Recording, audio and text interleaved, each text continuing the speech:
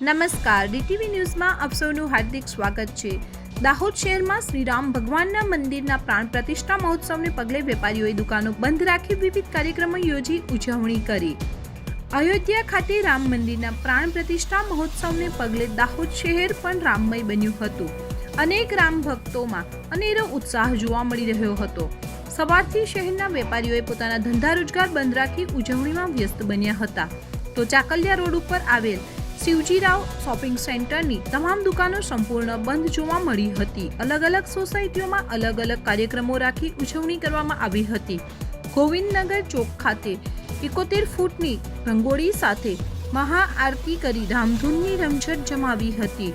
મોટી સંખ્યામાં ભક્તો મહાઆરતીમાં જોડાયા હતા। આ સાથે જ શહેરમાં વિવિધ કાર્યક્રમો થકી પ્રાણ પ્રતિષ્ઠા મહોત્સવની ઉજવણી કરવામાં આવી હતી।